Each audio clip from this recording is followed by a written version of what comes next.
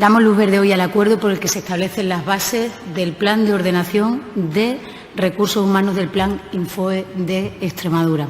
Un plan, un acuerdo, el de esta mañana en el Consejo de Gobierno, que ha sido negociado, dialogado y pactado con los sindicatos UGT, Comisiones Obreras, CSIC y CGT. Con este acuerdo de hoy de la Junta de Extremadura se establece, por tanto, la consecución del reconocimiento de la categoría profesional de bombero forestal coordinador en el Grupo 2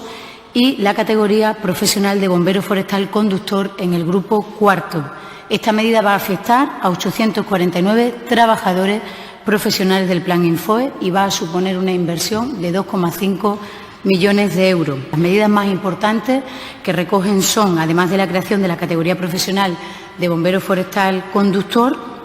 la implantación del sistema de trabajo 2.2 en la época de peligro alto de incendio, una reivindicación histórica de los representantes de estos trabajadores, de los representantes sindicales de estos trabajadores, de los propios trabajadores, y que va a mejorar considerablemente las condiciones laborales de los mismos. La reestructuración de las unidades de zonas de coordinación, adaptándose la plantilla, por tanto, a las necesidades técnicas. Extremadura es hoy una de las pocas comunidades autónomas que mantiene a lo largo de todo el año este servicio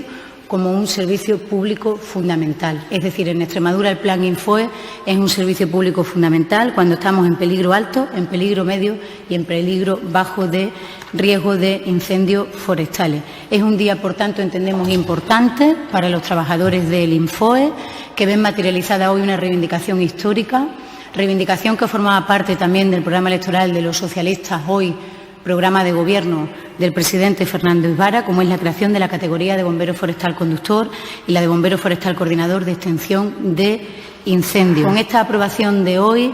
que viene a culminar una reivindicación histórica de los trabajadores del Infoe, la Junta de Extremadura pone en valor a estos profesionales que están salvaguardando todo nuestro entorno natural, toda nuestra región y, por tanto, nuestro reconocimiento a su esfuerzo y a su trabajo diario en beneficio del conjunto de la comunidad autónoma.